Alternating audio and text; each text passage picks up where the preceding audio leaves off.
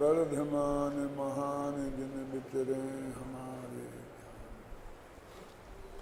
अभी ये छात्रों ने ये पोस्टर का यहाँ विमोचन किया। वास्तव में दीपावली भगवान महावीर के निर्वाण का पर्व है। यद्यपि वो निर्वाण बहुत खुशी की बात है।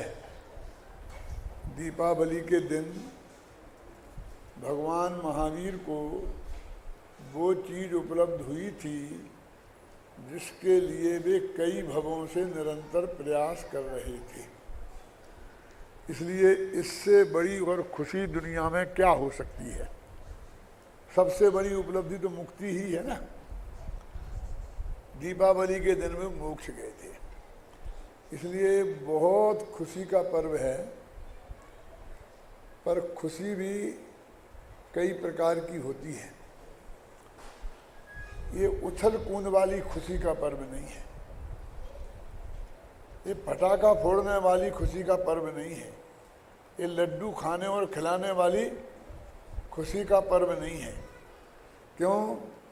क्योंकि इस दिन भगवान महावीर हमें छोड़ के चले गए थे। ये संयोग का नहीं, ये वियोग का पर्व है। हमें इतना ध्यान तो रखना ही चाहिए कि मुहर्रम में और ईद में क्या फ़र्क है। ये तो वो लोग भी जानते हैं ना, ईद मनाने वाले, कि मुहर्रम शोक का पर्व है और ईद खुशी का पर्व है। तो हमारे लिए जन्म और देह वियोग और देह का धारण करना दोनों एक से ही। किस बात की खुशी मना रहे हो? धन्य थी वह तेरस जिस दिन हम सबको भगवान महावीर की अंतिम दिव्य ध्वनि सुनने का मौका मिला था। धन्य थी वह तेरस जिसे इस व्यापारी समाज ने धनतेरस बना दिया है। इस व्यापारी समाज से और क्या अपेक्षा की जा सकती है? क्यों? ये तो भगवान को भी बोली लगा के बेच सकता है। इसे बोली लगा के बेचने और खरीदने में बहुत रस है। इसने इंद्र सौधर्म को तो कई दफे नीलाम कर दिया। इसका बस चले तो भगवान के माँ बाप की भी नीलामी कर दें। कभी कभी मुझे विकल्प आता है, ये क्षत्रियों और ब्राह्मणों का धर्म ये बनियों के हाथ कैसे लग गया। क्योंकि भगवान महावीर क्षत्रिय थे और गौतम स्वामी आदि जो गणधर थे वो ब्राह्मण थे। तो उन्हीं का धर्म हुआ ना ये, ख्याल में है ना। और आज सब व्यापारी कौम है? तो इतना फर्क तो करो भले आदमी कि किस बात की खुशी मना रहे हो। कि धन्य था वह दिन जब भगवान महावीर की दिव्य ध्वनि हमें सुनने को मिली थी। लेकिन जब 14 को हम गए तो वो दिव्य ध्वनि हमें सुनने को नहीं मिली। लेकिन भगवान के दर्शन मिले थे, प्रवचन नहीं मिला था। दर्शन मिले थे। दर्शन भी कोई कम भाग्य की बात थोड़ी होती है। क्यों? लेकिन जब अमावस्या के दिन गए तो ना प्रवचन मिला और ना दर्शन मिले। अब वो दिन कैसा रहा होगा और लोगों पर कैसा उसका असर हुआ होगा। असली दिवाली तो वो है ना। क्यों? ये तो हम उसका रिपीटिशन करते हैं। जब बच्चा 1 साल का होता है तो उसका जन्मदिन मनाते हैं। वो जन्मदिन कौन सा होता है? बोलो बेटे, बोलो कौन सा होता है? पहला, दूसरा? नकली की बात करो तो पहला, और असली को भी शामिल कर लो तो दूसरा, है ना। निर्वाण दीपावली तो एक ही दिन हुई ना। भगवान महावीर मोक्ष तो एक ही दिन गए। अब उसी तारीख को हम हर साल मनाए तो दूसरा तीसरा 25वां और 2570वां 25वां 80वां इतने मनाते जाओ। तो उस दिन क्या हुआ होगा हमें 2 मिनट सोचना नहीं चाहिए? उस दिन दीपावली कैसी मनाई गई होगी ये हमको सोचना नहीं चाहिए, बताना नहीं चाहिए? क्यों? उस दिन खूब पटाखे फूटे होंगे, खूब लड्डू खाए होंगे, खूब एक दूसरे को मुबारक दी होगी, दिवाली मुबारक दिवाली मुबारक। काय की मुबारक दे रहे हो कि परसों तक वो बुढ़ा 7-7 घंटा और 12-12 मिनट तक प्रवचन करता था। हम तो थक गए सुनते सुनते, अब आज से छुट्टी मिली, बस खत्म। इस बात की मुबारक दे रहे हो, काय की मुबारक दे रहे हो? जरा विचार तो करो गंभीरता से कि अपने वे कितने महान भगवान जिनकी दिव्य ध्वनि का लाभ हमें मिल रहा था, आज वो हम चले गए और उस दिव्य ध्वनि का लाभ हमें नहीं मिल रहा है। तो इस खुशी में ये उछल कूद कहाँ से आ गई? खुशी का दिन तो है, रंज का दिन तो नहीं है। क्यों? लेकिन हमारे लिए भगवान महावीर के वियोग का दिन है, संयोग का दिन नहीं है। इसलिए इसमें उछल कूद तो किसी कीमत पर होनी ही नहीं चाहिए। माल मसाला खाना और खिलाने की बात तो इसमें होना ही नहीं चाहिए। यदि इसे मनाएं तो चूंकि भगवान की दिव्य ध्वनि खिलना बंद हो गई तो गांव-गांव में पाठशाला खोलकर साज सभाएं चालू कर इस रूप में इसको दिन को मनाया जाना चाहिए। कभी दिव्य ध्वनि भले ही चली गई।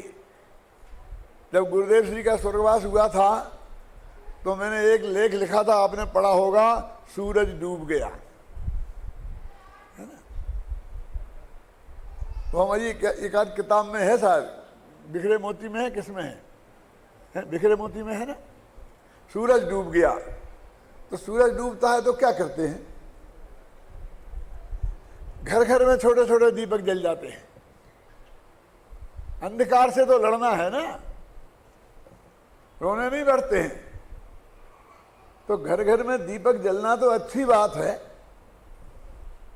ज्ञान का दीपक गांव गांव में, भगवान महावीर की दिव्य ध्वनि बंद हो गई तो गांव गांव में साज सभाएं शुरू हों, पाठशालाएं शुरू हों, ऐसा कोई हम उपक्रम करें तो वो सच्चा भगवान महावीर की दीपावली मनाने की बात होगी। तो दीपावली में मेरा पूरा 1-1.5 घंटे का व्याख्यान होता है, तो आज मैं वो नहीं दूंगा पूरा। लेकिन मैं तो आज इन्होंने जो इसका ये काम किया ना, इसके लिए कहना चाहता हूं, देखो यदि हमें सारी जैन समाज तक पहुंचना है और सारी भारतीय समाज तक पहुंचना है और उनमें अहिंसा का प्रचार करना है महावीर की वाणी का, तो हमें कुछ ऐसे कार्यक्रम हाथ में लेने होंगे जो सबके हित के हों। वैसे मोक्ष का मार्ग है भी सबके हित का ही है, लेकिन सवाल सबके हित की बात नहीं है। सबको ये समझ में आए कि ये हमारे हित की भी बात हो रही है। पहले तो ये सवाल है कि ये समझ में आए उनके। और ये अहिंसा की बात, अहिंसा तो है ही, इसमें कोई शक नहीं है? लेकिन यदि हम, जो मैंने आपको अभी बात बताई कि हमारे भगवान महावीर चले गए थे, इसीलिए हम तो भैया इस तरह खुशी नहीं मना सकते, पटाखा नहीं फोड़ सकते, तो हिंदू क्यों बंद करेंगे? देखें हमारे तो भगवान राम आए थे ना, हम तो फोड़ेंगे। यदि हम चाहते कोई नहीं फोड़े, क्योंकि यदि वो लोग मनाना नहीं छोड़ेंगे तो हम इतने अल्पमत हैं, हम चाहे जितना करना, हम अपने बच्चों से भी फटाखा छोड़ना बंद नहीं करवा सकते। सारा गांव फटाखा फोड़ेगा और हमारे बच्चे उसी उम्र के ऐसे बैठे रहेंगे, संभव है क्या? तो मेरे कहने का मतलब ये है कि हमने जब गुरुदेव श्री के तत्व ज्ञान को पहुंचाने का संकल्प 50 साल पहले, अभय जी बताना चाहता हूँ, बाबू भाई सबसे मिलके मैंने कहा था कि भाई ये नहीं चलेंगे आपके प्रवचन। क्या चलेगा कि अभी अपना पास में एक भी मंदिर नहीं है देश में। सोनगढ़ का मंदिर सोनगढ़ में है बस, कि बम्बई में बन गया होगा। और गांव-गांव में हमको ये संदेश पहुंचाना है। नए मंदिर भी बनाना हो तो आदमी तो पहले बनना चाहिए। उस गांव में आदमी मुमुक्षु नहीं बनेंगे तो मंदिर कैसे बनेंगे? सही है ना? तो इन मंदिरों में जिनमें अपना कब्जा नहीं है, उन सब मंदिरों में अपनी साज सभाएं शुरू करना है। कितना कठिन काम था बोलिए। तो मैंने कहा, पाऊ भाई वगैरह सबने माना कि एक रास्ता है इनमें घुसने का, और वो रास्ता है सिद्ध चक्र विधान। पंच कल्याण तो बहुत सीमित होते हैं, कहीं मंदिर बनेगा तो ही तो होंगे। तो हम गांव गांव में सिद्ध चक्र विधानों में जाएं, अपना व्याख्यान करें, उसकी जयमाला का अर्थ करें, उसके छंदों का अर्थ करें। हमने आंदोलन चलाया, ऐसे 100 विधान हमने किए होंगे जिसमें हम विधानाचार्य भी रहे। क्या? और हम ओंगरी बोलते थे क्योंकि हमारा छंद बोलने लायक तो गला ही नहीं है। अब छंद तो आज भी नहीं बोल सकते, क्यों? लेकिन कभी हमने वो देख के ओंगरी नहीं बोली किताब।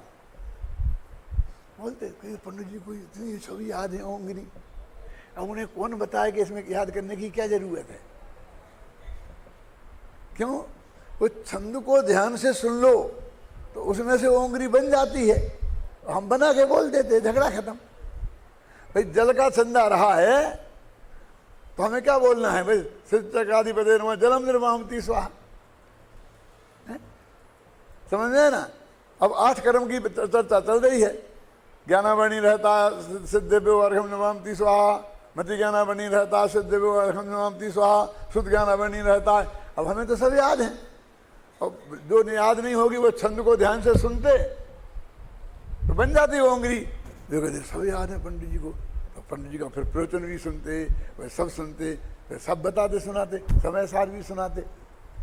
ऐसे हमने गांव गांव में प्रवेश किया है। अब वो जो चीज उस दिन बहुत उपयोगी थी, आज वो उतनी उपयोगी नहीं है, आज तकलीफ खड़ी करती है। कैसी तकलीफ? हमारे मंदिर बन गए।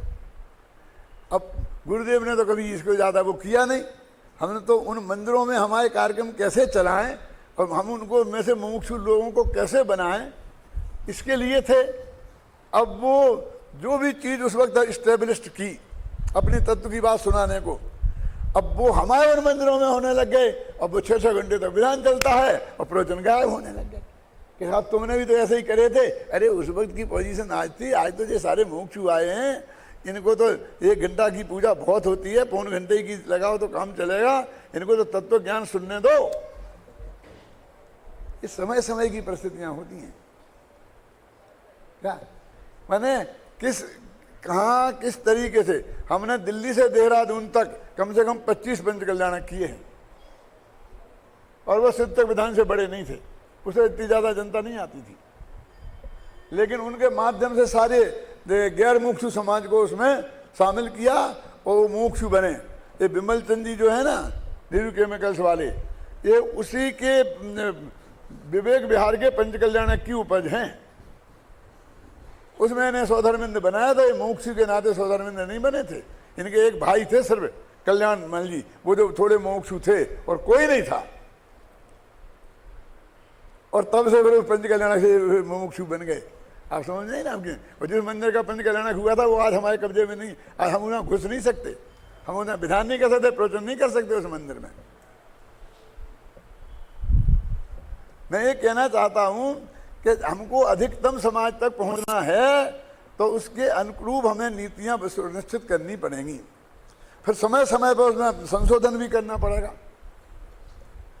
मैं ये कहता हूं कि हमको मुनि विरोधी कहा जाता था, और जो मुनि गुरुदेव की प्रशंसा करते थे, गुरुदेव के अनुकूल थे, उनको से समागम करके हम उनमें ज़्यादा प्रवेश कर सकते थे। दिल्ली में तो अभी मंदिर बना है, वो भी इतनी दूर, एक मंदिर नहीं था ना, लेकिन विद्यानंद जी के सहयोग से 60 जगह अपने मंदिरों में अपने प्रवचनकार जाते थे। क्या जा सकते थे? बोलिए आप। लेकिन जो हमारा अंदर कलह है, और जो हमारे अनंत भाई, निमिष भाई जैसे उदार हृदय लोग समाज में आए कि जो जिनसे बहुत धर्म प्रभावना हो सकती थी, उन्हें समाज की समझ पकड़ नहीं थी। तो उनने तो कहा, चौरदा बेटा सूली पे भला भला करे भगवान, दो काम एक साथ किए, उन्हें हमसे दूर करने का काम। हाँ, ये इनके पास नहीं जाना, बिल्कुल सही कहते हैं आप, बिल्कुल ये करना वो करना। अब जो काम हम नहीं कर पाए, ये हमारे विद्यार्थियों ने करके बता दिया। उन्हीं से जब हम किसी को नहीं जा सकते थे, उनसे ये पोस्टर बनवा करके गांव-गांव में लगवा रहे हैं। दिराग का, अभय जी का इसमें बहुत बड़ा योगदान है। यानी ये बिल्कुल सार्वजनिक काम है ना, अगले मुमुक्षुओं का तो नहीं है। हमने जब राखा शाकाहार रथ निकाला था, तो वो भी हमारा पूरी समाज तक पहुंचने का प्रोग्राम था। अगले मुमुक्षु मंडलों में नहीं गया था। बंबई में गए थे दीपचंद गार्डी, आपको मालूम, ये सब लोग आए थे कि नहीं आए थे? वो आया था बजाज वाला। कौन बजाज का नाम क्या है? राहुल बजाज हमारे कार्यक्रम में आया, और हमने शाकाहार के माध्यम से एक तत्व ज्ञान को जन जन तक पहुंचाया। एक शाकाहार का व्याख्यान करते और एक भगवान आत्मा का, और रिक्शे वाले को घुमा देते। समझे ना?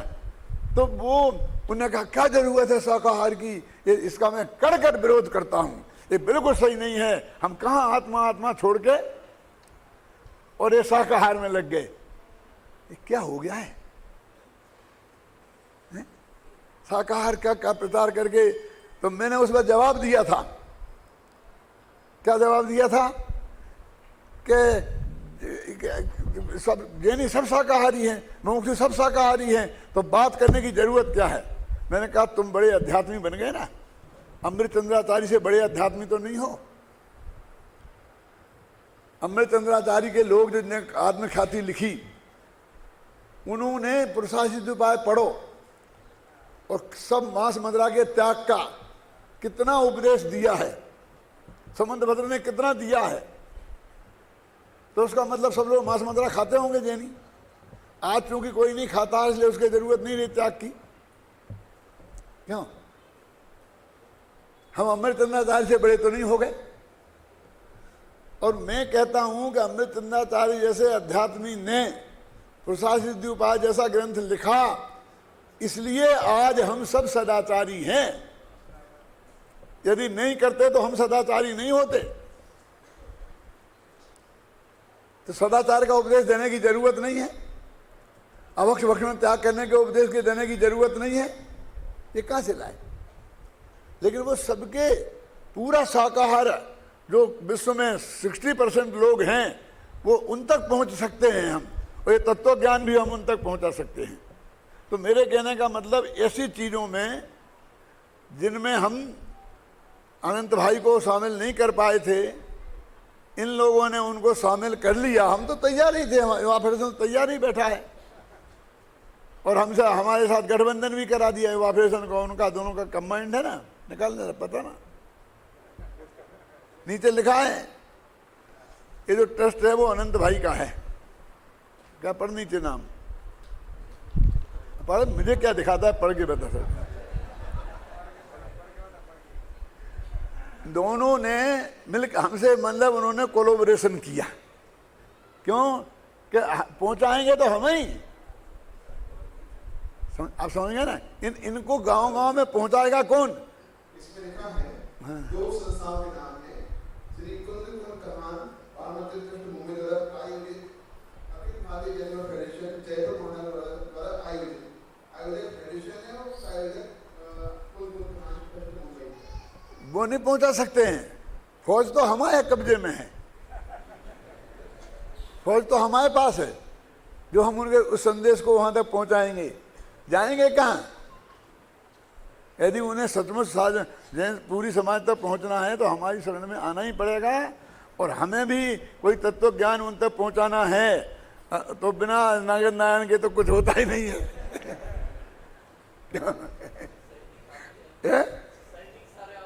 हाँ, समझिए ना। तो वो है, अब हमारे अच्छे उनके संबंध बहुत अच्छे हो रहे, उनको हमारी बात समझ में आ रही धीरे धीरे कि रास्ता तो वो ही है। अरे भाई, हम इसके 60 साल के खिलाड़ी हैं, अभी तुम जीरो शुरू हुए हो, क्या जानते हो समाज में कैसे तत्व ज्ञान पहुंचाना। अकेला हमने समझा ही नहीं है, उसको क्रियान्वित भी किया, चालू किया। अब मैं आपको कुछ अभिमान के साथ नहीं कहता हूँ, जितनी मैंने योजनाएं बना के रखी, बाबू भाई ने, पाटनी जी ने, सब ने, खेमचंद भाई ने, रामजी भाई ने, ऐसे हाथ पे लेके उनको ठीक है चालू करो, अब तो चालू करो। कि कौन करेगा, कि हम करेंगे, वो कौन करेगा? शाकाहारत कौन चलाएगा, हम चलाएंगे, वो कौन करेगा? गांव गए। तो मेरे कहने का मतलब ये है कि इनने बहुत अच्छा ये काम किया है।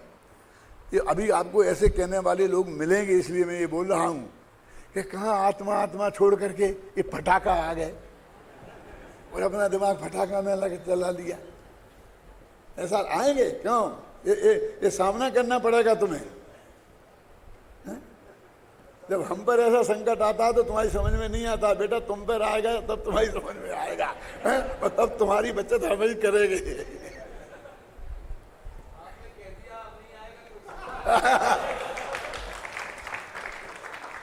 मैंने प्रवचन का इतना समय निकाल के वो ये बात कही है, तो उसका में भी उद्देश्य ही है कि आप लोगों को इस काम को ये जो लड़के कर रहे हैं, इनके उत्साह को जितना अपन बढ़ा सकते हैं उतना बढ़ाना चाहिए। आप समझे ना? तो इनमें वही काम कई गुना फलता है, समझे ना? कोटा में गुरुदेव श्री पधारे थे 8 दिन के लिए, हमारा प्रशिक्षण शिविर था। तो उस वक्त वो भोपाल का हुआ था ना, मेरा सम्मान हुआ था। और उसके बाद में जैन संदेश में एक लेख आया था जो उसके मेरे विरुद्ध बहुत लिखा था। तो रात को जब मैं गुरुदेव श्री के पास गया तो वो जैन संदेश गुरुदेव जी के पास रखा था। बोले पंडित जी ये पढ़ा?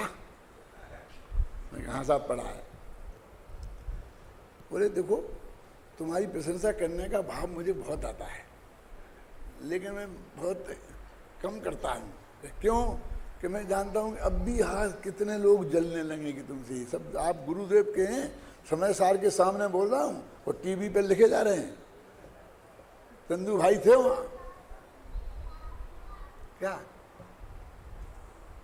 इतने शत्रु खड़े हो जाएंगे कि तुम, वो सब पता था उन्हें क्या?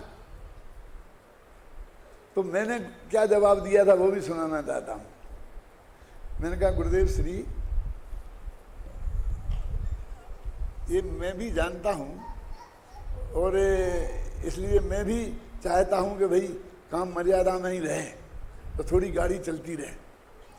लेकिन मैं आपको मना इसलिए नहीं करता हूँ क्योंकि आपका इतना बोलने से, जो मैंने धर्म के दर्शन किताब लिखी तो वो 1000 छपती हो, 100 वर्ष में नहीं बेच पाती, और आपने उसके बारे में 4 शब्द बोल दिए तो 1 साल में 1.5 लाख तक की 6 भाषाओं में पहुंच गई।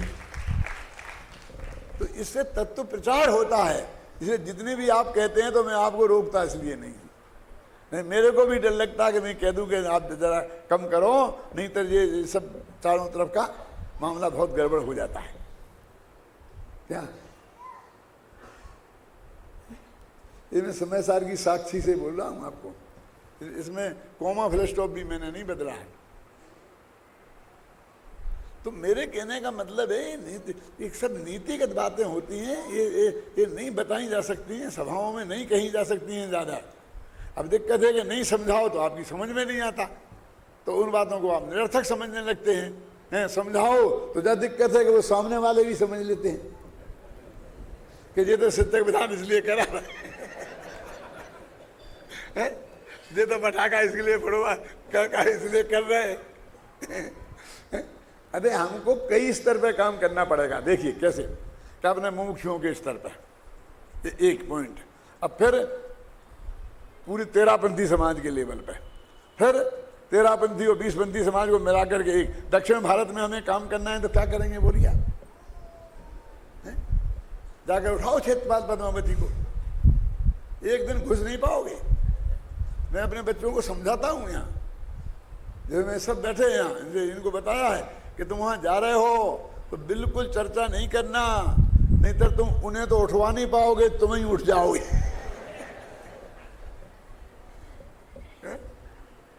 क्या? जब तुम अपना मंदिर बनाओ तो उसमें बिल्कुल विराजमान मत करना, लेकिन ये तुम्हारा नहीं है, हैं? बोलो आप बताओ, कर सकते हैं क्या? हैं? आप चुप नहीं रह सकते हैं, समर्थन नहीं कर सकते हैं, तो विरोध भी इस लेवल का तो मत करो कि हमारे काम में बाधा खड़ी हो। अब वो उनके साथ भी संधि मिली, फिर हमें श्वेतांबर और दिगंबर के साथ भी मिलके कुछ काम करना पड़ेंगे, आप समझे ना। तो हम एक प्लेटफार्म वो अलग बनाएंगे जिसमें हम दिगंबर श्वेतांबर एक साथ बैठेंगे, 13पंथी 20पंथी का एक कॉमन अलग बनाएंगे, एक अपने मुख्यों का अलग बनाएंगे, और फिर सोनगढ़ी जयपुरियों का एक कंबाइंड बनाएंगे, और दो अलग अलग भी बनाएंगे, क्यों? और फिर एक ऐसा बनाएंगे कि हिंदुओं के साथ भी बैठेंगे, फिर ऐसा बनाएंगे कि हिंदू और मुसलमानों के साथ भी एक साथ बैठें। क्यों? देश के लेवल पर कोई काम करना पड़ेगा, क्यों? तो आप मुसलमानों को गालियां देकर के काम कर सकते हो? वो नहीं कर सकते। तो हमको ये सब जरा थोड़ा सा विवेक से निर्णय करना पड़ेगा।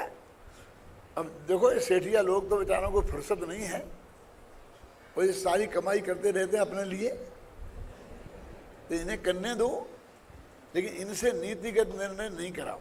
वो रतनलाल जी थे ना, मैं बने, तो हमारा उनका यही झगड़ा था कि वो कहते मैं सब समझता हूँ समाज की नीति, इसलिए मैं जो कहता हूँ वो करो। मैं कहता हूँ हमारा आपका झगड़ा ये है कि मैं ये समझता हूँ कि मैं सब समझता हूँ। अब इसका निपटारा कौन करे कि आप समझते हैं कि मैं समझता हूँ? क्या है? कई दफे हुआ, लेकिन कई दफे हुआ ये झगड़ा कि नहीं ऐसा करो तो ऐसा। मैं कहता ऐसा नहीं होगा, इसका रिएक्शन ऐसा नहीं आएगा, इसका ऐसा आएगा, और मैं ये कहता हूं ये करो तो इसका रिएक्शन ऐसा आएगा। तो इसका मतलब ये है कई स्तरों पर आपको समझना पड़ेगा। ये बच्चे जो काम कर रहे हैं, यदि हमने इनका सपोर्ट किया है, समर्थन किया है, तो ऐसा नहीं है कि हमने आत्मा छोड़ करके और पटाखे का प्रोग्राम बना लिया है, ख्याल में आई ना। लेकिन हमको हर स्तर पर, फिर अहिंसक तो है ही ना, जीवों की हिंसा तो होती ही है ना। वो कोई जो बात कही जा रही वो गलत तो नहीं है ना, और अपने यहाँ अहिंसक तो अपन है ही ना। भले ही एक जीव दूसरे जीव का कुछ भला बुरा नहीं कर सकता, मार जला नहीं सकता है, क्योंकि निज आयु से जीवित रहे, ये बात भी पक्की है, क्यों? फिर भी व्यवहार के लेवल पर अपने यहाँ दया का परिणाम का भी महत्व तो है ना। तो मेरे कहने का अर्थ है कि ये बहुत अच्छा काम है, सब लोगों को पूरा सपोर्ट करना चाहिए। जितने भी कैलेंडर हैं ले जाओ, अपने अपने गांव में चिपका देना, हो सकता है तो सभाएं करना, उन सभाओं में ये बात बोलना, समाज को तैयार करना, ख्याल में आई ना। और हमें ज़रूरत पड़ेगी, हम आज विचार पूरे, अभी तो इस जयपुर शाखा ने काम किया है, हम पूरे युवा फेडरेशन को ये काम में शामिल करने के लिए आज प्रस्ताव पास करने वाले हैं। हमने विचार किया है कि पूरा युवा फेडरेशन गांव-गांव का इस काम में थोड़ी अपनी शक्ति लगाए। अब वो फिर वही आएगा कि जे फिर कहाँ से कहाँ चले गए, तो फिर मुझे गांव-गांव जा कर के ये समझाना पड़ेगा कि भैया ये क्या कि ऐसा नहीं है, ये भी कोई ज़रूरी चीज़ है, तब जा कर के ये काम होगा। अब अपना प्रकरण चलता है, गाथा नंबर 137 से 140 तक। क्या पढ़ो भाई। जीव सदुगम्येण सह परिणामा तु होन्ति रागादि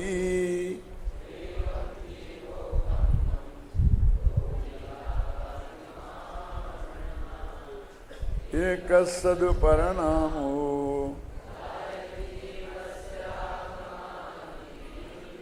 ताकं मोदहेरि प्रणान जीवस्य परिणामो।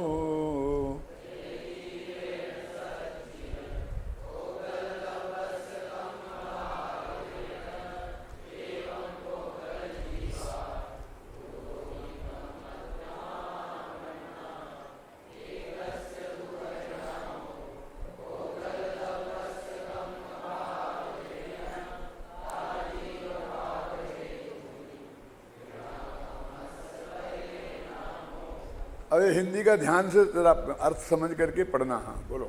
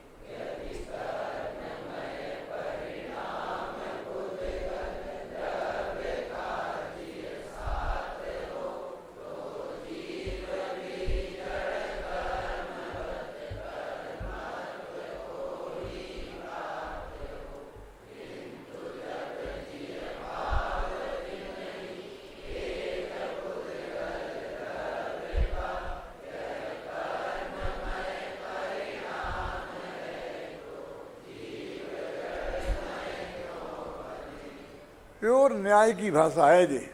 न्याय शास्त्र में ऐसी ही भाषा चलती है ना। अभी मैंने पंचाध्यायी में वो न्याय की भाषा वो इसी टाइप की भाषा है संस्कृत में। अपन ने हिंदी में ऐसे ही प्रयास किया है कि वो बिल्कुल एक फ्लो चलता जाए और आपकी समझ में आता जाए कि क्या कह रहे हैं। अभी आप 2 मिनट मेरी बात सुनो, इधर कुछ निगाहें हटा के, तो आपको सब समझ में ये गाथाएँ आ जाएंगी। वो ये कहते हैं कि ये हमारी समस्या होती है ना कि राग होता है तो कैसे होता है, क्योंकि अकेले जीव में नहीं होता, अकेले कर्म में नहीं होता, कि दोनों मिलते हैं तब होता है। ये हमारी धारणा है। हल्दी और चूना मिलते हैं तो लाल रंग होता है, नहीं चूना सफ़ेद होता है, हल्दी पीली होती है। यानी बहुत से काम मिलके करने पड़ते हैं। और हम लोग दुनिया में तो मिलके करने के लिए बहुत ही बढ़िया मज़ेदार चीज़ है। संगठन बहुत बड़ी चीज़ है। अब जैन धर्म संगठन का धर्म है कि विघटन का धर्म है? समझे? जैन धर्म तो विघटन का धर्म है। मुझे याद है कि जब सोनगढ़ में पंच कल्याणक हो रहा था जी, कब का, सन 74 वाला परमागम मंदिर का, तो तब भाग्य से जो भी परिस्थितियां बनी, लेकिन शाम को रोजाना प्रवचन मेरे ही रख दिए। और उस वक्त कैलाश चंद जी, फूलचंद जी, जगन मोहन लाल जी भी बैठे थे, और लालू भाई, बाबू भाई, युगल जी सब बैठे थे। मैंने मना भी किया, है ना। हाँ सब थे। फिर तो उन्होंने कहा कि नहीं, हमने सब सोच समझ के किया है। बाबू भाई, पाटने जी, लालू भाई सब ने मिल के, जो वो कमेटी थी ना, आपको तो हम जो कह रहे आपको करना है। अब वो मेरा प्रवचन चला भेद विज्ञान पे, तो वही शरीर से भिन्न, राग से भिन्न, स्त्री पुत्र आदि से भिन्न, फिर गुणभेद से भी भिन्न, फिर पर्याय से भी भिन्न। तो 2-3 दिन तक ऐसा चला।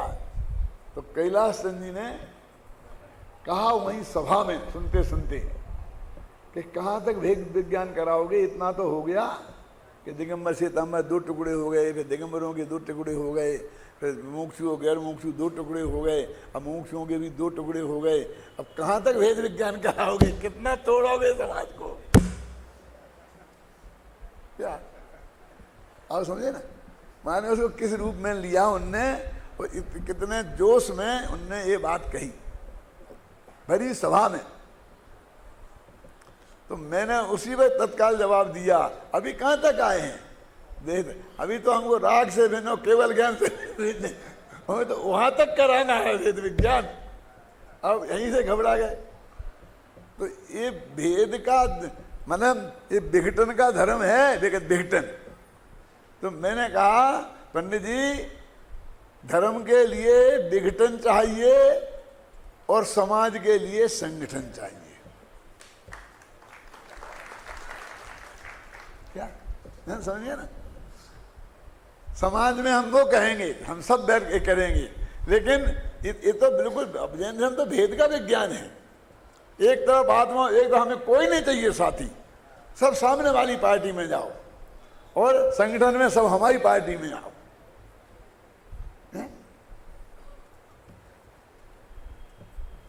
बोलो जैन धर्म विघटन का धर्म है या संगठन का धर्म है?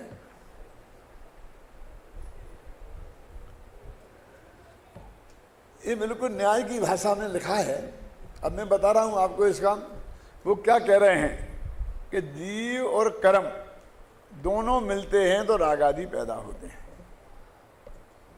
इस शिष्य का प्रश्न ये है। तो वो आचार्य कहते हैं, देखो उत्तर देखिए, न्याय शास्त्र का उत्तर है कि जीव और पुद्गल, आत्मा और कर्म दोनों मिलकर के राग आदि पैदा होते हैं। तो ये राग आदि जैसे आत्मा को होते हैं वैसे पुद्गल को भी होना चाहिए। तो दोनों ने मिलके किया तो फल भी दोनों में आना चाहिए। कितना बढ़िया तर्क है। हल्दी और चूना मिले तो हल्दी भी लाल हो गई और चूना भी लाल हो गया।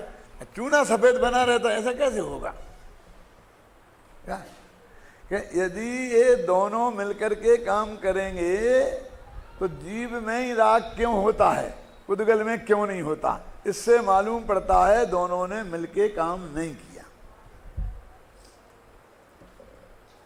आपकी समझ में ना? ये तो राग आदि के मामले में हुआ। फिर कहा कि पौद्गलिक कारमान बगणाएं वो कर्म रूप परिणमित होती हैं। तो वे कैसे होती हैं? कि जीव के राग आदि परिणाम होते हैं तब होती हैं, वैसे तो होती नहीं है। तो यदि वो कारमान बगणाएं कर्म रूप परिणमित होती हैं और जीव और पुद्गल दोनों से मिलकर होती हैं तो जीव को भी कारमान बगणा रूप परिणमित होना चाहिए। तो जीव को पुद्गलत्व प्राप्त हो जाएगा, तो जीव अजीब हो जाएगा। समझ में आई ना? वहां अजीब जीव हो जाएगा। माने पुद्गल में राग आदि होना चाहिए और जीव में कारमान होना चाहिए, तो जीव को अजीब बनना पड़ेगा। यदि तुम ऐसा मानोगे तो फिर जीव को अजीब बनना पड़ेगा। इसलिए यही ठीक है कि जीव राग आदि रूप अपने आप ही परिणमित होता है, पुद्गल का उसमें कोई, और कारमान वगैरह कर्मरूप अपने आप परिणमित होती हैं, उसमें जीव का कोई योगदान नहीं है। निमित्त तो है कि निमित्त का नाम योगदान नहीं है। क्या? अभी मैं थोड़ा उदाहरण देके बताता हूं कि एक महिला बहुत बढ़िया नृत्य कर रही है और उससे हमको उसके प्रति राग पैदा हो गया, तो हम कह सकते हैं कि उसने हमको लुभा लिया। अब वही महिला का चित्राम है, चित्र है कि उसकी संगमरमर की मूर्ति है। अब वो तो कुछ हिल भी नहीं रही है, वो बिल्कुल निष्क्रिय है, और उसे देख के भी वही राग हो जाता है। तो इसका मतलब वो नाचती हुई महिला ने भी हमें राग नहीं कराया। वहां बिल्कुल निष्क्रियता है ना। वो तो हमारे अंदर राग था तो उसे देख के विकार पैदा हो गया। कि किसी को अरुचि भी पैदा हो सकती है, कोई विराग प्रवृत्ति का हो कि ये क्या किया है, क्यों हो सकती क्या नहीं हो सकती है। तो वो ये कहते हैं कि निमित्त क्या है, निमित्त के ऊपर कुछ नहीं है। बस ये कहना चाहते हैं कि निमित्त नहीं है। अरे निमित्त तो है, लेकिन निमित्त का कर्तृत्व नहीं है। देखो अब मैं पढ़ता हूं, जरा अब मुझे पढ़ने दो। यदि जीव के रागादि पुद्गल कर्म में भी हों यदि,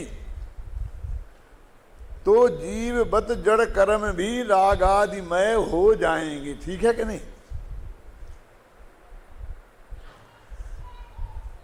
किंतु जब जड़ कर्म बिन ही जीव के रागादि, जड़ कर्म के बिना ही जीव के रागादि होते हैं। अब जो उतना निमित्त निमित्त संबंध है उसको भी उड़ा रहे हैं, उसकी उड़ा नहीं रहे हैं, लेकिन तुम जो कर्तृत्व का भाव आ जाता है उसका योगदान 1% बिल्कुल 0% योगदान है, ये बताना चाहते हैं। किंतु जब जड़ कर्म बिन ही जीव के रागादि हों तब कर्म जड़ पुद्गलमयी रागादिमय कैसे बने? तो फिर वो पुद्गल रागादिमय नहीं होगा। यदि होगा तो फिर रागादि रूप परिणमित होना पड़ेगा। यदि कर्ममय पुद्गल द्रव्य द्रव्य का जीव साथ हो तो जीव भी जड़ कर्मबद्ध कर्मत्व को ही प्राप्त हो। किंतु जब जीव भाव बिन ही एक पुद्गल द्रव्य का यह कर्ममय परिणाम है तो जीव जड़मय क्यों बने? देखो हिंदी, अब ये सरल हिंदी जो मैंने बताई आपको समझ में आएगी। जीव और कर्म के साथ ही राग आदि परिणाम होते हैं, अर्थात कर्म और जीव दोनों मिलकर रागादि रूप परिणमित होते। अब ये है भाव। अब भी उसमें से तुम्हें भाषा ऐसी है कि नहीं निकलता है। अब ये निकाल के रखा तुम्हारी समझ में आ जाएगा। खूब माथा मान लेना, नीचे आगे पीछे, जैसे इनको देख लेना, अमृतचंद्र को देख लेना, बस ये रहस्य, ये आधी पंक्ति में सारा खेल है। क्यों साहब कि कर्म और जीव दोनों मिलकर रागादि रूप परिणमित होते हैं। यदि ऐसा माना जाए तो जीव और कर्म दोनों ही रागादि पने को प्राप्त हो जाएं। परंतु रागादि भाव तो एक जीव ही परिणमित होता है, रागादि भाव रूप तो। इस कारण कर्मोदय हेतु रूप हेतु के बिना ही रागादि भाव के जीव के परिणाम हैं। कितना क्लियर लिखा है। अब वो निमित्त बने का निषेध नहीं है, कर्तृत्व के निषेध की ये भाषा है। फिर इसी प्रकार पुद्गल द्रव्य का जीव के साथ ही कर्म रूप परिणाम होता है, अर्थात जीव और पुद्गल दोनों मिलकर कर्म रूप परिणमित होते हैं। ऐसा माना जाए तो पुद्गल और जीव दोनों ही कर्मत्व को प्राप्त हो जाएं। परंतु कर्म रूप परिणमित तो एक पुद्गल द्रव्य ही होता है। इस कारण जीव भाव के हेतु बिना ही कर्म पुद्गल द्रव्य का परिणाम है। अब ये जयचंद छाबड़ा का लिया, क्यों? वो भी यही लिखा है, क्योंकि हमको इसमें श्रद्धा खड़ी होती है ना, ये तो अर्थ नहीं निकल रहा, गाथा में से तो ऐसा नहीं निकल रहा, आपने ऐसा अर्थ कैसे कर दिया? तो जयचंद छाबड़ा ने भी ऐसे ही किया, देख लो। फिर अमृतचंद्र ने भी ऐसे ही किया, देख लो। हम सब बताते हैं। फिर गुरुदेव ने भी ऐसे ही किया। अरे ये सब बता रहे हैं आपके लिए कि देखो यही अर्थ है। सब ज्ञानियों ने ऐसा ही अर्थ किया। यदि यह माना जाए कि जीव और पुद्गल कर्म मिलकर रागादि रूप परिणमते हैं तो दोनों के रागादि रूप परिणाम सिद्ध हों। आ गया ना? मिलकर परिणमते तो दोनों रागादि रूप होना चाहिए, किंतु पुद्गल कर्म तो रागादि रूप कभी नहीं परिणम सकता। इसलिए पुद्गल कर्म का उदय जो कि रागादि परिणाम का निमित्त है, उससे भिन्न ही जीव का परिणाम है। इनने कैसा था कि तुम निमित्त ही नहीं उड़ा दो, तो इनने उसमें निमित्त भी रख लिया। निमित्त तो है लेकिन वो मिलके नहीं परिणमते। ये दोनों के मिले हुए का काम नहीं है। अब इसे जरा लौकिक उदाहरण दूं कि एक बच्चा माँ और बाप दोनों से मिलकर बनता है। कि यदि ये माने तो जैसे माँ को गर्भ रहा, बाप को भी गर्भ लेना चाहिए। क्या ऐसा होता नहीं है? तो क्या मानना पड़ेगा कि ये माँ ही बच्चे रूप परिणमित, माँ का खाना खून वून सब वो बच्चे रूप 9 महीने में तक बराबर जो हुआ ना, वो हुआ है। और पिता तो निमित्त मात्र है। क्या समझे ना? पिता तो निमित्त मात्र है।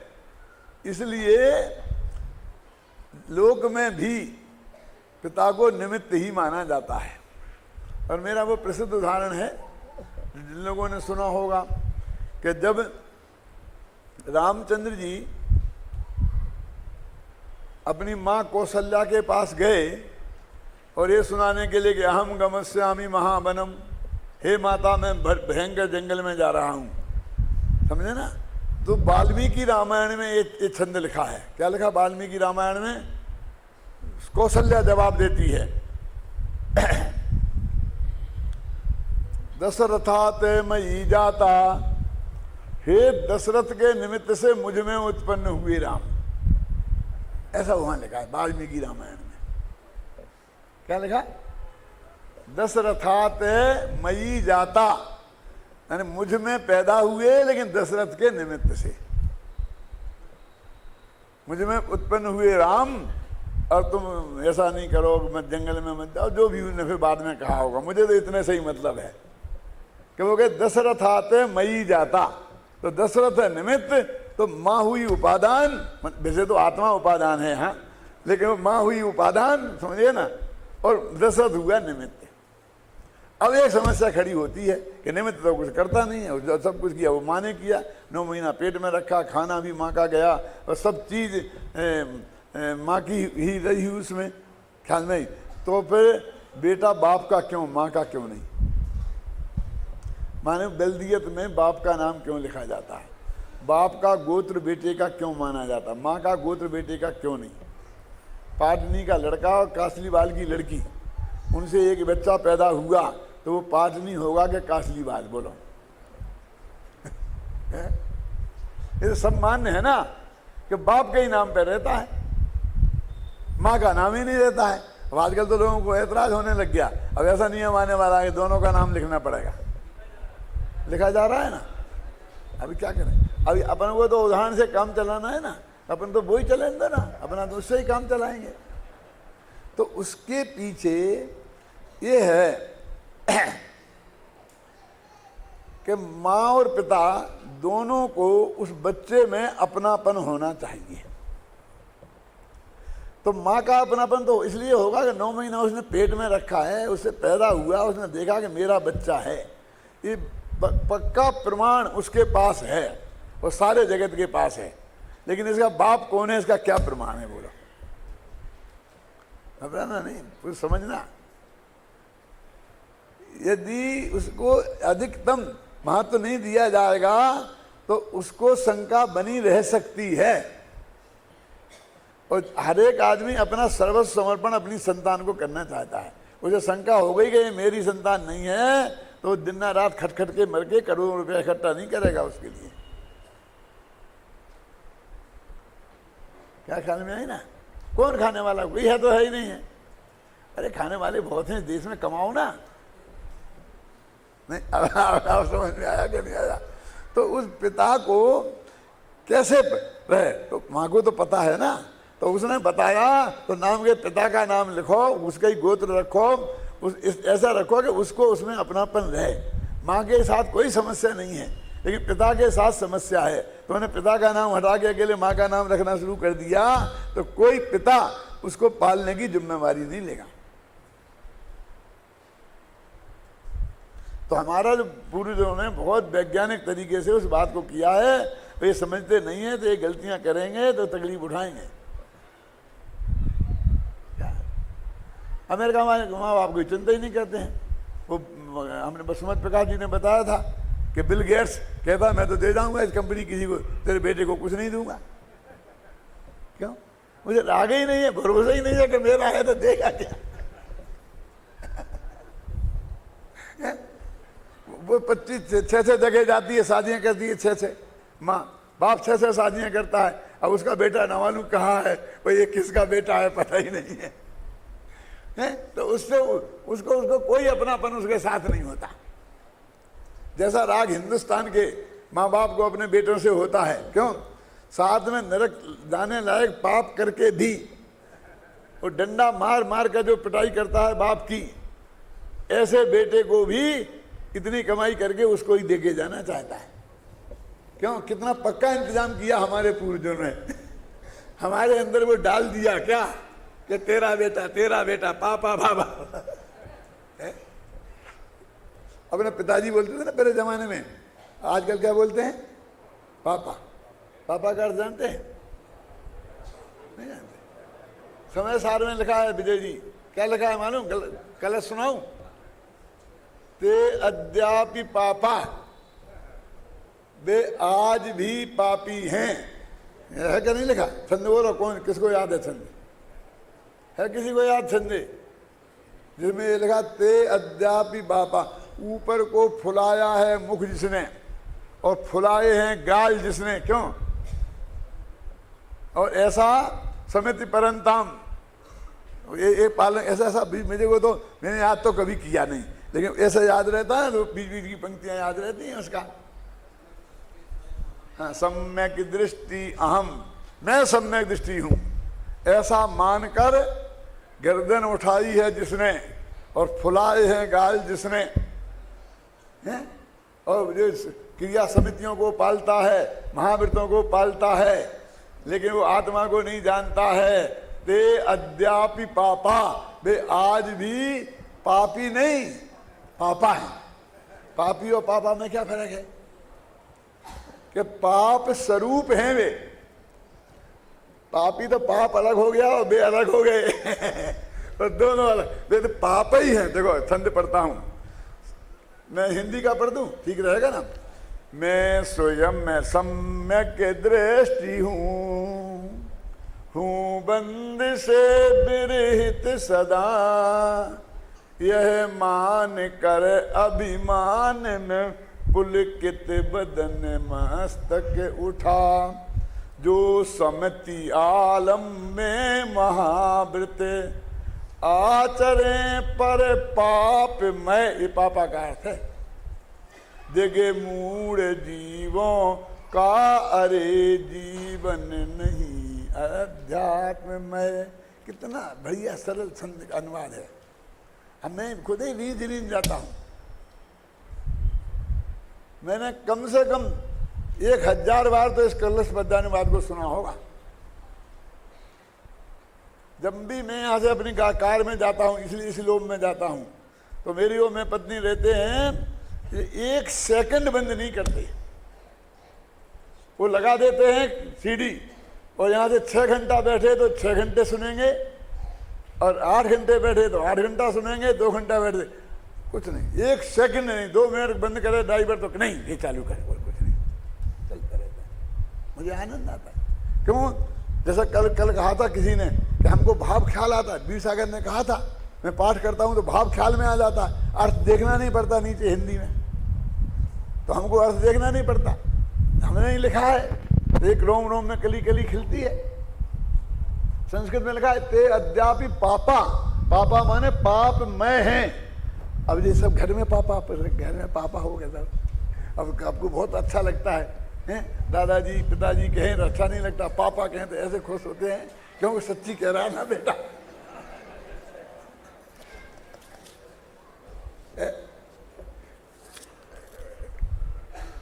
ये क्या आ गया है, ये हाय हाय पापा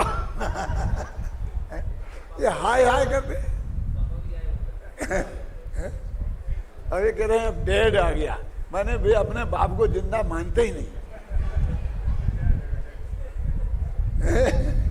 क्या मैंने उनका अस्तित्व उन्हें स्वीकार नहीं है। क्यों? उन्हें अपनापन ही नहीं है। अपनापन होए कैसे? भरोसा हो ना तब। तो निमित्त के कथन में इतनी अधिक मुख्यता है कि नाम बाप का सब जगह लिखा जाता कथन में, और होने में बिल्कुल नहीं है। तो वो इस कलाद्य गाथाओं में क्या कहा कि यदि भैया दो ही मिलके करें तो आत्मा को कर्म रूप परिणमित होना पड़ेगा, और पुद्गल कर्म रागादि रूप परिणम जाएगा। पुद्गल कर्म रागादि रूप नहीं होता और आत्मा कर्म रूप नहीं होता। इससे मालूम पड़ता कि जीव के परिणाम जीव में होते हैं और कर्म के परिणाम कर्म में होते हैं।